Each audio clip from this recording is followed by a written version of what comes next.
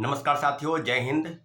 मैं आपको बताते चलूं कि जो बातें हो रही हैं शिक्षक बहाली के दरमियान, जितनी भी चीजें, आर्थिक अपराध इकाई की रिपोर्ट दिन प्रतिदिन बढ़ती जा रही है। एक से एक नित्य नए खुलासे हो रहे हैं और निश्चित रूप से अभी कई गिरफ्तारियां हुई थी। लगभग आपको बताते चले कि लगभग 275 लोगों की गिरफ्तारी हुई है। और जो बातें सामने निकल के आ रही है कि कम से कम 88 लोगों को जमानत मिल गई है। कहने का मतलब कि एंटीसिपेटरी बिल, उसमें ज्यादातर महिलाओं को ही एंटीसिपेटरी बिल मिली है। तो सारी चीजों पर अब जो बातें सामने आ रही है, कई गिरफ्तारियां हुई है, उसके संदर्भ में एक बात सामने आ रही है कि जो आरोपी हैं, जो पेपर लीक कांड के सल्फर गैंग, सरगना, शिक्षा माफिया, आप जो कह लीजिए, वो आरोपियों की जो बातें हैं, जो संबंध है, वो किसी बिहार सरकार के किसी मंत्री से उनके संबंध जोड़ के देखे जा रहे हैं।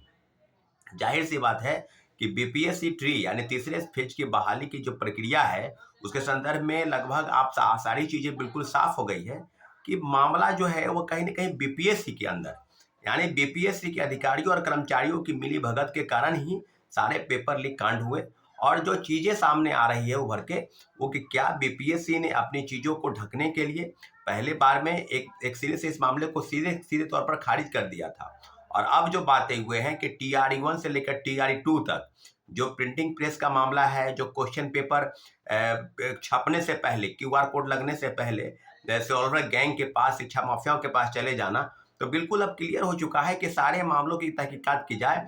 वन टू यानी टीआरई 1 से लेकर टीआरई 2 तक।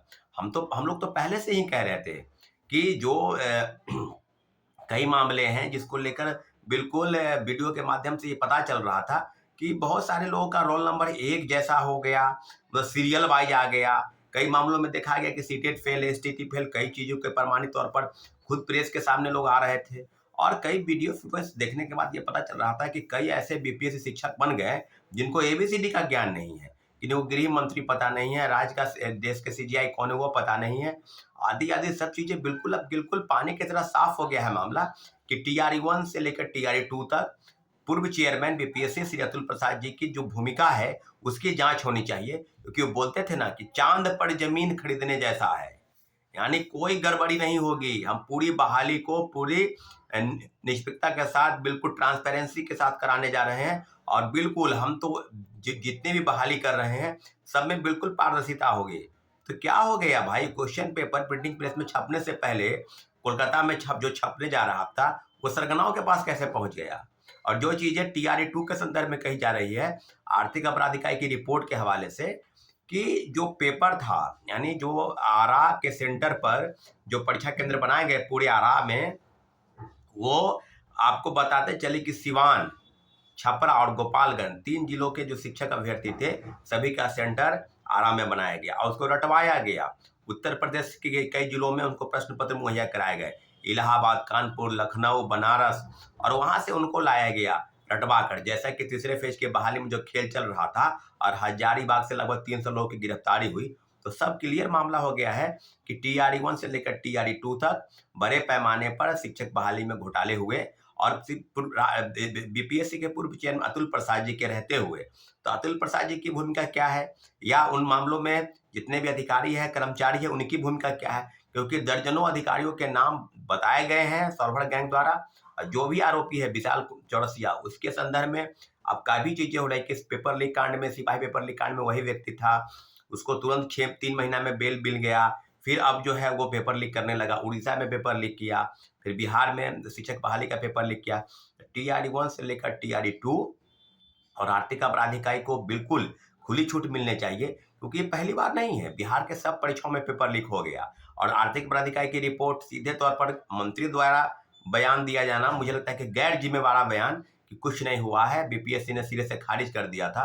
तो अब क्लियर क्लियर मामला है कि कहीं ना कहीं मंत्री की भूमिका या बिहार सरकार के कौन से अधिकारी या कर्मचारी है जिनकी भूमिका पर संदिग्ध नजर आ रहा है। तो आर्थिक अपराध इकाई को बिल्कुल हम धन्यवाद देते हैं और निश्चित रूप से आर्थिक अपराध इकाई बेहतर काम कर रही है।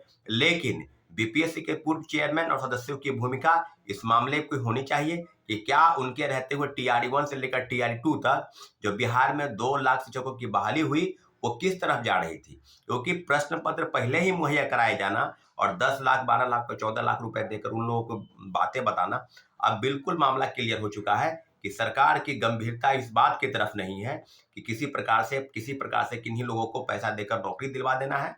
और मेरिट वाले जो छात्र हैं वो दर दर की ठोकरें खाने पर मजबूर हैं।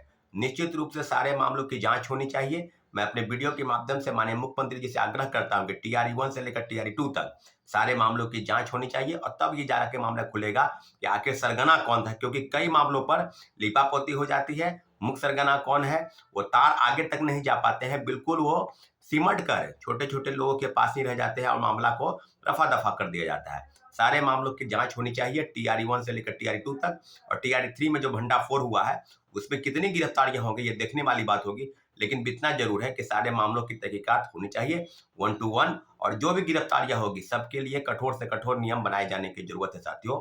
फिर मिलेंगे अगले अपडेट के लिए, तब तक के लिए आपका धन्यवाद।